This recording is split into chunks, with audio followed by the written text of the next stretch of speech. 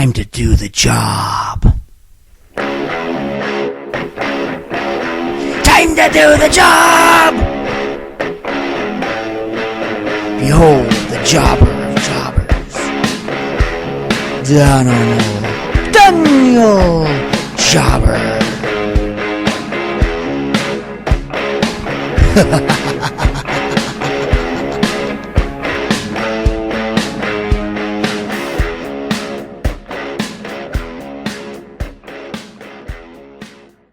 What's up, everybody? This is Alberta area's own D-Job, Danimal Jobber, with another Jobbing It with Danimal Jobber 205 Live and WWE Cruiserweight Report. We got a lot of stuff to talk about this week. Oof. Very exciting week in wrestling. First off, of course, at WWE Backlash, Alberta's own Jinder Mahal becomes WWE Champion by beating Randy Orton in the main event. Jinder Mahal was, of course, born in Calgary and is the nephew of the great Gamma Singh, back from the old Stampede wrestling days from when I was a kid. And he is Alberta's first WWE champion since Bret the Hitman Hart from about 20 years ago. Very exciting news for Alberta wrestling. Of course, last week we had two wrestling events. First off, NXT TakeOver Chicago on Saturday night. And this was actually an amazing show, as I suspected it would be. I pretty much define it as an A show. There was only one title change in the show, and that was when Pete Dunne beat Tyler Bate for the United Kingdom Championship. In the other matches, Asuka retained the Women's NXT Championship. The glorious Bobby Roode retained the NXT Championship, and the Authors of Pain retained the Tag Team Championship. Following that match, Tommaso Ciampa shocked everybody by attacking Johnny Gargano, breaking up DIY, and setting an uncertain future in the tag team division of NXT. Backlash was a decent show with some decent wrestling, although some of the results I wasn't totally impressed with. I was kind of frustrated that Sami Zayn got the victory over Baron Corbin, as Sami Zayn getting big victories over a wrestler that's supposed to be a monster heel, but hasn't actually won any real matches at a pay-per-view is just underwhelming. They really need to build up Baron Corbin as a monster heel and have him win some major matches at pay-per-views before they start having baby faces go over him to build themselves up. Also, Shinsuke Nakamura made his triumphant debut in WWE with a pretty nice victory over Dolph Ziggler. Dolph Ziggler actually put on a pretty good show and pretty much did everything he could do besides beat Shinsuke Nakamura, hitting all his moves, and Nakamura kicked out of them all before finally hitting the King Shahzad, getting the victory. Also, Kevin Owens and AJ Styles had probably the match of the night going, just beating the heck out of each other and putting on a great show. But unfortunately, the ending was rather disappointing when AJ Styles' foot fell into the announce table and got caught in a bunch of wires, and AJ Styles was counted out. It was fitting that Kevin Owens retained the title, but the way he retained the title was just rather underwhelming and a pretty sad way to end a really entertaining match. So anyways, the overall pay-per-view, I had trouble even giving a C- to. It could have even been a D. I mean, the wrestling was pretty decent for most of the matches, but the overall results were a little disappointing. But of course, Jinder Mahal winning the WWE Championship, huge news for Alberta wrestling, and I mean, that really just brought the excitement out of me, man. I totally marked out for the big victory by our Jinder Mahal. Anyways, if you do want to go back and watch it, I'd say it's worthwhile to a point anyways. Certainly a portion of the pay-per-view was rather skippable. But, I mean, if you like really good wrestling, you may want to watch the whole thing. It was pretty decent anyways. Just not an epic show. Certainly not anywhere near the caliber of NXT TakeOver Chicago. That was a really amazing, solid show. And it may actually be a contender for Show of the Year, especially with the Gargano and Ciampa breakup at the end that, I don't know, I sure didn't see coming. I actually had a video on Instagram where I went on to report that Gargano and Ciampa were going to the main roster because the fans were starting to thank them and it looked like they were basically wishing them well and off to the main roster. And as I go on for a couple of seconds, behind me I see in the Instagram video Ciampa attack Gargano, and it totally catches me off guard, and I managed to catch the action firsthand right at the very moment it happened, seconds into an Instagram video. It was just perfect. I was really proud of that video. Anyways, following that, on Monday Night, Raw was rather boring, just leading into Extreme Rules, where Brock Lesnar's opponent for Great Balls of Fire will be decided in a fatal five-way between Roman Reigns, Seth Rollins, Finn Balor, Bray Wyatt, and Samoa Joe. They had the 5 of them in various matches in the show, including 4 of them involved in matches against each other. On SmackDown Live, They determined the 6 competitors for the Money in the Bank pay-per-view coming up in a month, which is this year a SmackDown exclusive Money in the Bank. And we're going to have Sami Zayn, Baron Corbin, Dolph Ziggler, AJ Styles, Luke Harper, and Kevin Owens all competing for the Money in the Bank briefcase. And if any of you are not familiar with that, that is the briefcase that gives the winner a title match whenever he wants, and of course normally whatever title he wants to go after. But this year being a SmackDown Live branded pay-per-view, it will likely be only for the WWE Championship. Also on SmackDown Live, they had a amazing celebration for Jinder Mahal's championship victory. Just a really cool and colorful Indian dance festival. Really entertaining to see. If you didn't get a chance to see that, I urge you to go back and check it out. Nice to celebrate our Jinder Mahal and just wish him well on what will likely be a long title reign, as the India tour is not until September. And you wouldn't think he would be dropping the title before then, as they'll probably want to bring in the title to India. So we could be in for a long title reign for him right through SummerSlam. So wish him well. I hope he does a great job selling the WWE to India, because that would be a huge mark in his career if he could make Vince McMahon proud in that manner. Anyways, later on this week, I plan to do a piece on a couple of big issues that have just been plaguing my mind in the world of professional wrestling. First off, the issue with the Broken Hardy gimmick between Matt Hardy, well, the Hardy Boys in general, and Impact Wrestling, which was formerly known as TNA.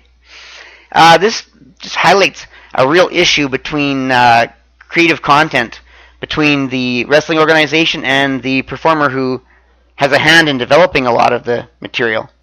I mean, really, in traditional, movie roles, the person who writes the script creates the role, and the actor just takes the role and acts it out. So obviously, the rights are 100% belonging to the person who creates the movie, even if the actor does give a little of their own personality and their own take, and even if they improv small parts of it.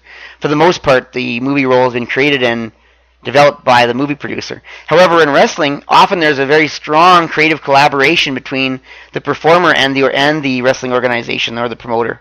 Or in the case of this, the creative team behind character development.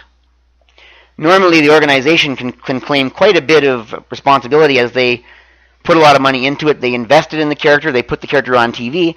However, in the case of the Broken Hardy gimmick, Matt Hardy and Jeff Hardy, to an extent, put a lot of effort into developing this character and creating this persona that's taken off. And really, I can understand their perspective too, that they really have a huge vested interest in this character, and they invested a lot of themselves, and Matt Hardy his own personal reputation in creating this character. So really, when he says, I should have some claim to this character, he's not totally wrong either. And this really is, for me, sparking a debate regarding creative control in character development in professional wrestling. Now, in this case, it's pretty much cut and dried, because it's a matter for the courts. The courts will make a decision, and of course, WWE has really expressed very little interest, apparently, in carrying on the Broken Hardy gimmick. As typical Vince, he doesn't like to endorse any creative characters that he didn't himself help create. And of course, really, if he wanted the character, all he had to do would be to fork up the dough, and really, he could afford to buy the Matt Hardy gimmick, or the Broken Hardy gimmick, if he really wanted to. So, really, there's not a lot of issues in this particular case that we can do about it. However, thinking about it, the issue really originated at one time between the Matt Hardy, the performer, the organization TNA, and the agent. And perhaps if this contract that was created had been developed in a different way, maybe the dispute wouldn't have happened. And so, maybe as a wrestling community, we can learn from this situation, and going forward, use that as a guideline to how wrestling performers treat going into the investment of developing a major character where they're putting themselves on the line, in a sense. Especially an established wrestling performer like Matt Hardy, for example, who really, to some extent, earned the right to create his own character, and deserved the respect of the organization to have the character put on television. And so really, there should be some, perhaps, ownership of this role, a character role, by the performer in this case, perhaps. Anyways, I want to look deeper into the issues around this and see if we can learn anything for the future from it. Secondly, I want to look into the issue of YouTube putting professional wrestling content into an advertiser-unfriendly category, reducing revenue for most or all professional wrestling content creators, due to pressures of boycott from a large number of advertisers who don't want their brand associated with various types of content. This is a really big issue, because wrestling content creators who have made a living off of this material they create are now struggling to do so, because a huge chunk of their revenues have been cut. Now, on a side note, us at the Edmonton Sports Podcast Network are trying to combat the issue by joining the platform known as VidMe. If you want to help, please look us up on vid.me and subscribe, as we need a certain number of subscribers to become verified, so we can start using this platform in a similar way to how we have had to use YouTube in the past. In either case, I'll be discussing the issue from both a neutral perspective, basically analyzing the position of YouTube and its various advertisers, along with those of the content creators, and of course as well as from the content creators' perspective directly. So be sure to watch for news on this on my Twitter or on my Facebook Danimal Daniel Jobber page for details in the next couple of days as to when this piece is going to be launched and what format it's going to be in. Finally, before beginning the Cruiserweight coverage this week, here's my pal Mr. Pyre with a special message. Today's episode of Jobbing Out with Danimal Daniel Jobber is brought to you by Edmonton Oilers Reinforced Men's Briefs, with extra support for your team. Thank you, Mr. Pyre. We really appreciate that. No problem, Daniel. You know me. I'm always looking for extra support with it. Gones! My pal, Mr. Pyre, everybody. And now to this week's Cruiserweight action. So first off, on main event, we have Rich Swann. Ooh, can you handle this? Ooh, can you handle this? Against Arya Daivari. And this match was a result of the backstage segment from last week's 205 Live, where Rich Swann directed a trick package which was meant from Noam Dar to him to be given to Arya Daivari. Of course, when Daivari opened the package, it blew white dust all over his fancy, expensive clothes. This was a fun match. At one point, Swann grabs Daivari's arms and controls them like a puppet, making him do the Rich Swann, ooh, can you handle this dance? They continue to try to develop Daivari's character as a rich and overly privileged chic-type character who has expensive clothes and buys expensive items. He has lots of money and he's better than you. Daivari almost wins with a froggy splash from the top turnbuckle, but Rich Swann says no on the 2 count. Then Swann wins moments later by suddenly rolling over Daivari for a quick sudden pin. And of course, Daivari acts like a sore loser, only further developing the hatefulness of his character. You're the mean one, Mr. Daivari. Then we had a surprise bonus match, as I was watching the UK Championship special, and they actually had the Cruiserweights on there, with TJP and the Brian Kendrick tag teaming up with Rich Swann and a local UK performer named Dan Maloney. And this is a great way to give the Cruiserweights some additional exposure by showcasing them in a tag team match on the UK Championship special. Having Swann team up with local favorite Dan Maloney against 2 big Cruiserweight heels made for a very entertaining showcase.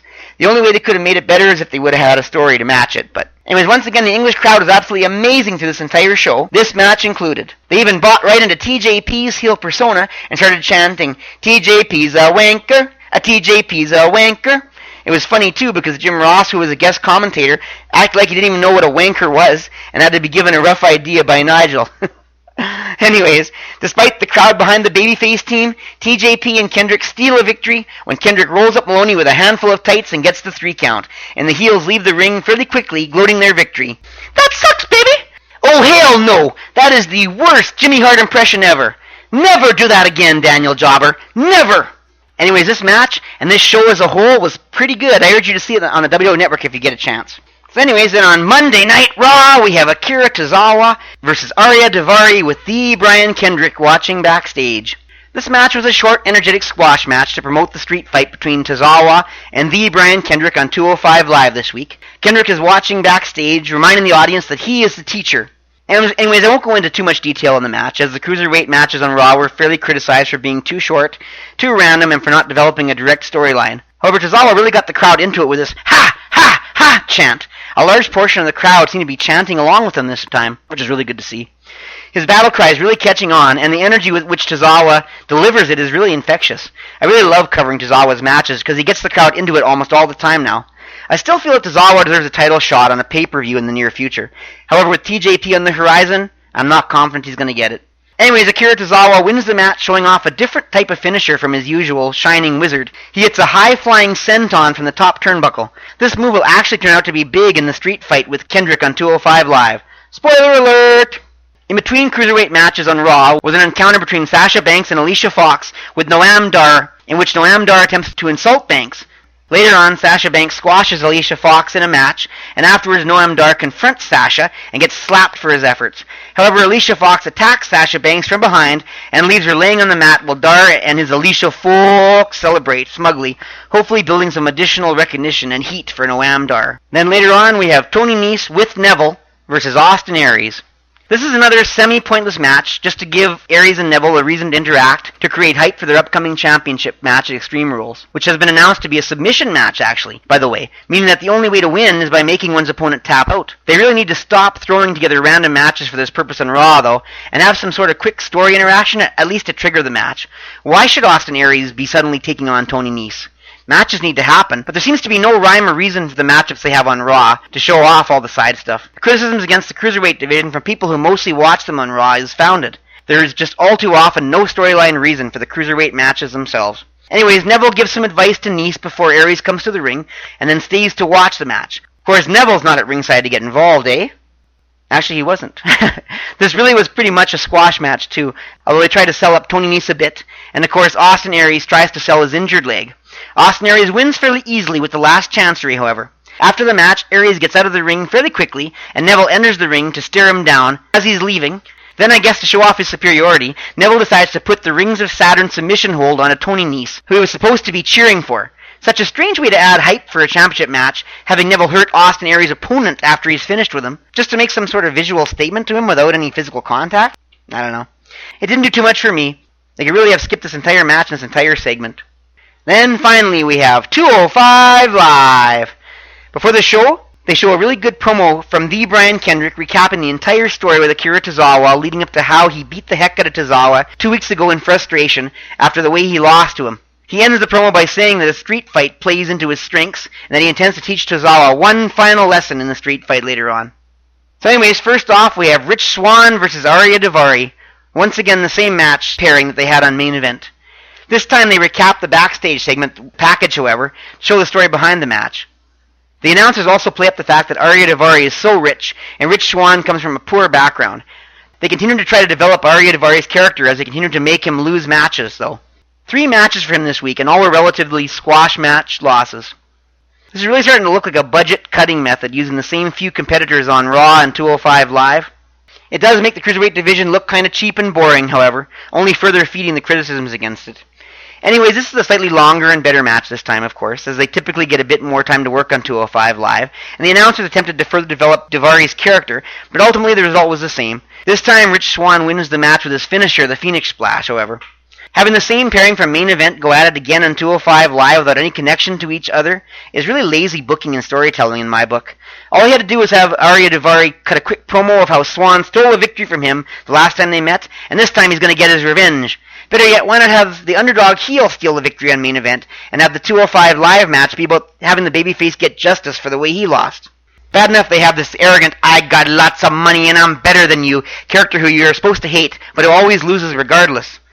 Arya Daivari has to steal a victory or two so that fans can see him as a threat, and not just a cartoon character to laugh at while the hero beats him up. So anyways, Rich Swann gets the win and gets to celebrate with the fans in the ring, right? No. Out comes Noam Dar out of nowhere and attacks Rich Swann. And once again, him and Alicia Fox get to celebrate smugly and continue their reign of terror. And if you don't like them and what they're trying to do, they don't give two fucks. After this, they recap the title rivalry, and then Neville and Austin Aries have a side-by-side frame promo off. The promo off is one of these two's best work, but essentially the same things they've been saying to each other all through the rivalry. I think the problem is that the rivalry has just gone on for too long and really needs to end. They have several things they can do. First off, they can have Neville retain the title once again at Extreme Rules, then have TJP turn on Neville for not keeping his word, and let TJP then compete against Neville for the Cruiserweight title. The nice thing about that is that we don't have to see a rematch between Neville and Aries in this case. Consequently, though, they could have TJP get frustrated and find some way to cost Neville the match, figuring that he'd have a better chance of a title shot if Aries was champion. Then they have TJP feud with Aries for a while. They could even have TJP eventually win the feud and have Akira Tozawa finally get his title shot, and eventually reign as Cruiserweight champion. With this choice, we would have to see an unfortunate rematch between Neville and Aries, however. But if they just get it over with, I'd sooner that than have these two continue to feud with the same thing over and over and over again. I just can't handle this feud any longer. Anyways, after this, we finally have the long-awaited return of Cedric Alexander. He wins a quick squash match against a guest performer who I believe was named Johnny Boone, although several other names sound so similar, it's hard to be sure. That's what the announcers were saying. Anyway, Cedric Alexander wins a quick match with his lumbar check and a pin for the 3 count. Cedric Alexander is officially back on 205 Live. Then they have another quick promo vignette where Drew Gulak looks and talks like a political candidate, delivering his campaign message. He once again states that he represents the time-honored cruiserweight technical wrestling style, and that fans deserve this, and that he's not a fan of the showboat high-flying style. If he wanted to see that, he'd go to Cirque du Soleil. The only thing he doesn't say is, "I'm Drew Gulak, and I approve this message." And then finally we have the main event. The man with the plan, the Brian Kendrick versus Akira Tozawa in a street fight. This is as well set a match as it could be, as these two have been building towards this match for months, and the story finally comes to a head. I'm not going to go into great detail. You really should go and check this match out for yourself. It's one of the better non-high-flying cruiserweight matches I've seen. And as a street fight, it was okay. They did use the ringside quite a bit, and a table, but I think they would have added a bit more to the match if they had used chairs or kendo sticks or something. But anyway, Akira Tozawa wins the feud when he finally puts the Brian Kendrick on the table and hits his flying senton from the top turnbuckle, putting Kendrick right through the table. He then throws Kendrick back into the ring and pins him for the big victory. He celebrates the victory in a bit of pain while Kendrick is barely starting to revive himself. It's a pretty good way to end a great feud. What Kendrick did to elevate Akira Tozawa was a job that money just can't pay him for properly. He really put himself, his heart, and his soul into looking bad so that Akira Tozawa could look great. He's worthy of a true jobber medal from me for his great work. I'm not sure where the Brian Kendrick goes from here, though. Anyways, that will wrap up the Cruiserweight action for this week. Once again, I'm the D-Job, Danimal, Daniel Jobber, the Edmonton area's own, and self-proclaimed Duke of the Cruiserweights, and you've been listening to the Jobbing Out with Danimal, Daniel Jobber, 205 Live and WWE Cruiserweight Report. Thanks so much for jobbing out with me this week. You can follow me on Twitter, at Daniel Jobber with a capital D, capital J. And of course, you can follow me on Instagram, at Danimal Daniel Jobber, all lowercase letters. Also, I hope you go to check out my website, danimaldanielJobber.ca, where I have all my fun stuff, my popular Cruiserweight power rankings, and a bunch of other stuff. Of course, you can also check me out on YouTube under my Daniel Jobber channel, where a lot of this stuff eventually ends up, along with other things I do. So once again, I'm proud to say that this podcast is brought to you courtesy of the Edmonton Sports Podcast Network. I'm proud to have my show alongside such great podcasts as Mike the Ref's own The Blown Call and his shorter podcast known as Quick Calls, as well as local wrestling shows CWC Evolution and RCW Breakout, featuring Mike the Ref's awesome commentary. And of course, as always, I'm big on the Sounds of Struggle podcast, featuring the always entertaining Chris Parrish and Maniac, two guys with amazing chemistry and amazing knowledge of sports. They talk about wrestling, sports in general, just about anything that they can come up with, and they're always funny, entertaining, just a great show to watch. Check out the Sounds of Struggle podcast. Do yourself a favor. Of course, remember, you can enjoy the magic of the Edmonton Sports Podcast Network on YouTube, iTunes, Google Play, and on the awesome mobile app Podbean. Once you realize how great the Edmonton Sports Podcast Network is, go to their merchandise shop at whatamaneuver.net/collection/Edmonton-SPN, all lowercase letters.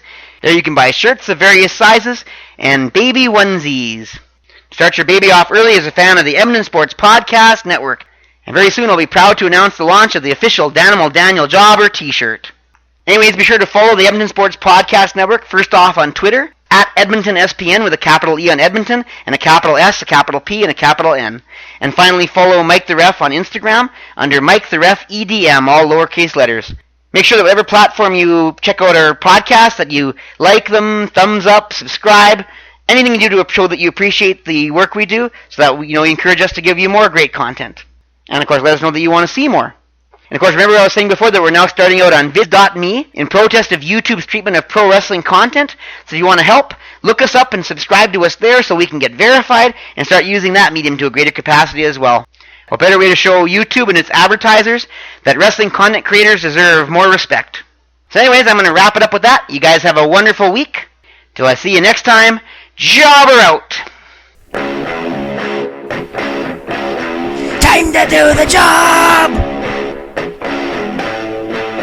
Behold the jobber of jobbers, Danimal Daniel Jobber.